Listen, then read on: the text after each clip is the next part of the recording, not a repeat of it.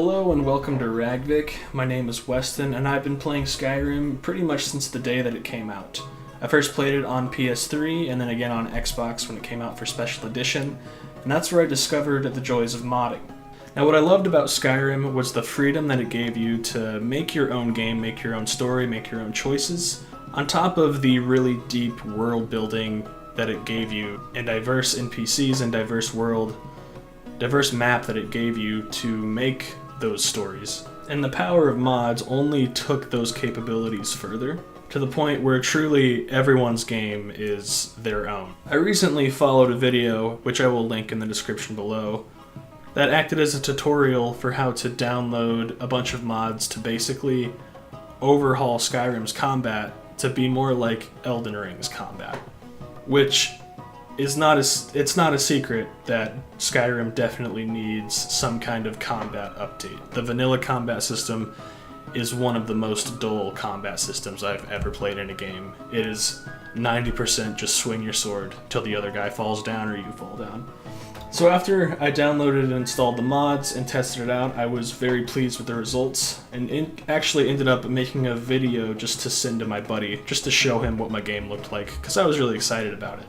And while I was making that video, I realized I was actually having a pretty good time making that video, so I thought it'd be fun to make a brand new character with the new mods installed and record it and make a new Skyrim YouTube series. So I came up with a name and sat down and started writing a storyline for the character that I was going to create. Now I've only ever made a backstory for a Skyrim character one time in the past, and by giving my Skyrim character a backstory and a personality that wasn't just my own personality, it caused me to play through the game differently than I normally would. For example, normally when I play through Skyrim, I will only fight another NPC if they instigate it, if they start the fight, or if they give me good reason to start a fight. But in this character's backstory that I had written, his home was destroyed by the Thalmor, and his parents and his best friend's parents were slaughtered by the Thalmor, and he had to flee his home country because he ended up, long story short, becoming a fugitive.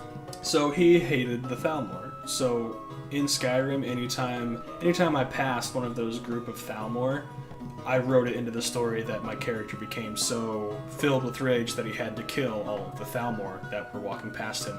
And I honestly thought this would just be a fun thing to do, but after I killed about 2 or 3 of these groups of Thalmor, they actually sent a group after me, and they tried to kill me, and after I had killed them, I found a note on one of their bodies saying, "This character has made himself an enemy of the Thalmor. Use caution, he is thought to be extremely dangerous." And that was something I never would have known was a part of Skyrim if I hadn't done that. And so I thought it was a really cool detail and made me super happy that I had written a backstory. So I went ahead and wrote another one for this guy, and we'll be sharing that with you here shortly.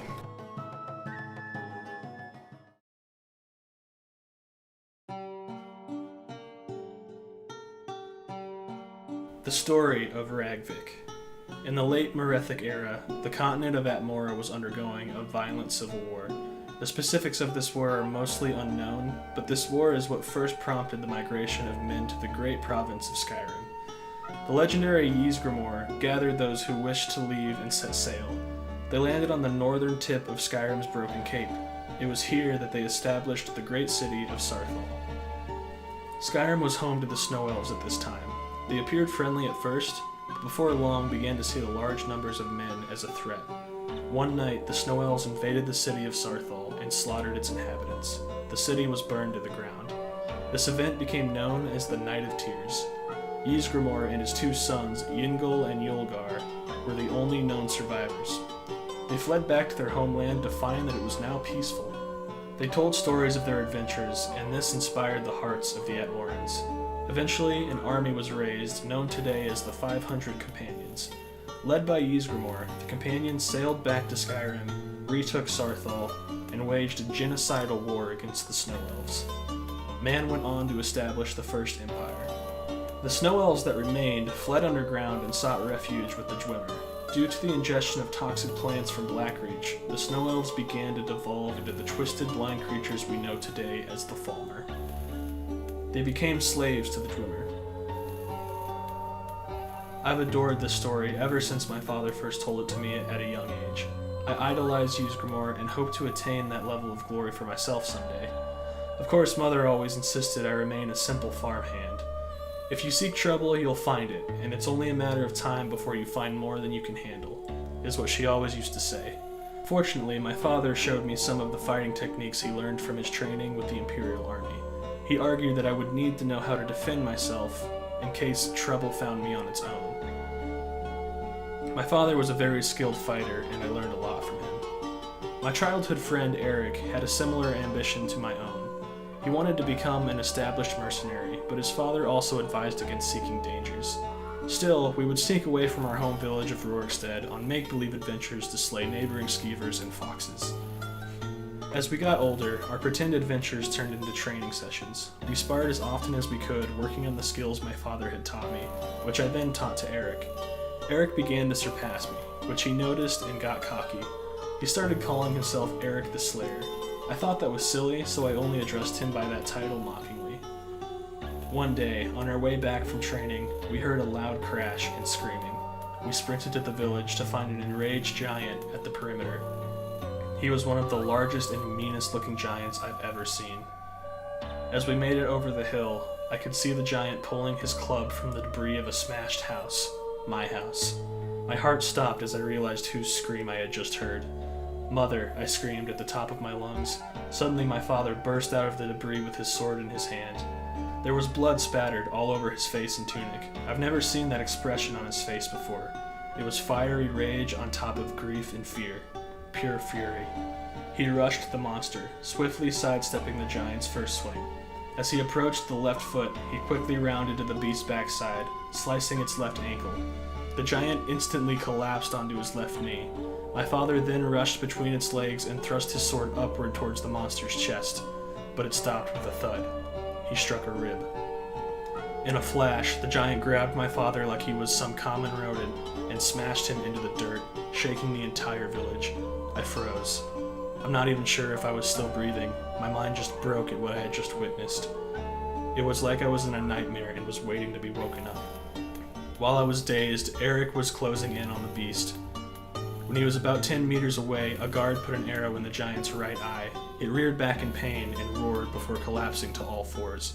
As it was trying to pull out the arrow, Eric snuck under its neck and sliced it deep. He ran out to the other side of it as it fell to the ground, the last of its life quickly escaping. Eric couldn't believe what had just happened. He was shaking so much it took 4 attempts to sheath his sword. After taking a moment to recollect himself, he ran to the smashed building to search for survivors.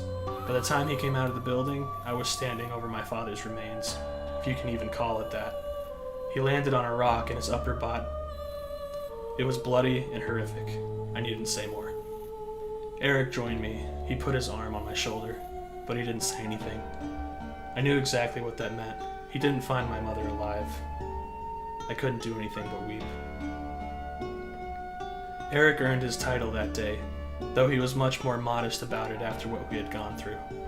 His father gave me a room at the Frostfruit Inn and helped me put together a funeral for my parents and the guards who lost their lives before Eric and I had arrived. The next few days, that scene played over and over again in my head. Why wasn't I faster? Would I even have been able to help fight that monster?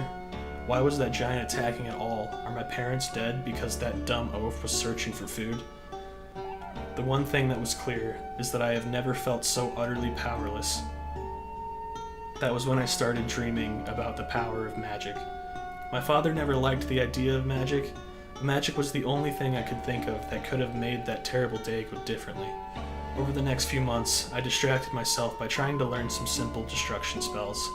Eventually, I learned how to wield some simple flames and lightning, and then a simple healing spell. I was quite pleased with myself, but hit a wall after that.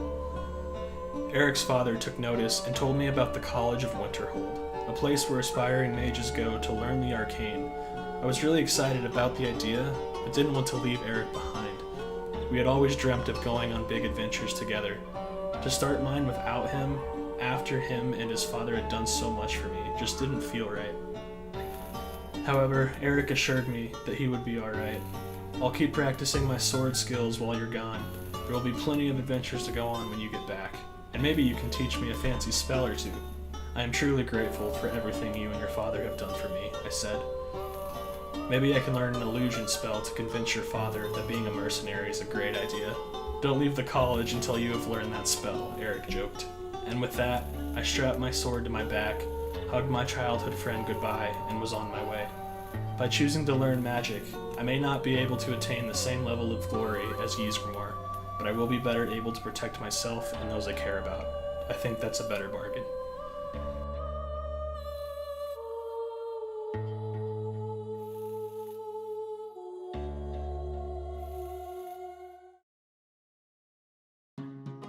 So now that we know the backstory, let's look at how we're actually going to play this character. Because he was raised in Skyrim and is already childhood friends with Eric the Slayer, I think it makes the most sense that this character is a Nord. I've also, believe it or not, never actually played as a Nord, so I thought it would be fun to play the Nordic hero of Dragonborn as an actual Nord. I thought that would make the most sense. His core skills will be one-handed, as that's what his father taught him. Light or heavy armor, haven't really decided yet what I'm gonna wear. I've got a lot of modded armors, so I'm probably just gonna go with whatever looks coolest. And destruction and restoration are gonna be his main magical abilities. But we will still use alteration and illusion probably, because I have a lot of cool magic mods, and I would like to try out all of the spells. His gear we kind of already covered, but it's gonna be either a one-handed sword or a war axe. I'm not really a mace guy, and I typically lean towards swords. However, an axe is fun once in a while, so I may switch it up and go with an axe. And of course, light or heavy armor. And then for traits specific to this character, he will have no mercy for giants after he has gained some confidence from the College of Winterhold. Anytime we see a giant, we will be killing it.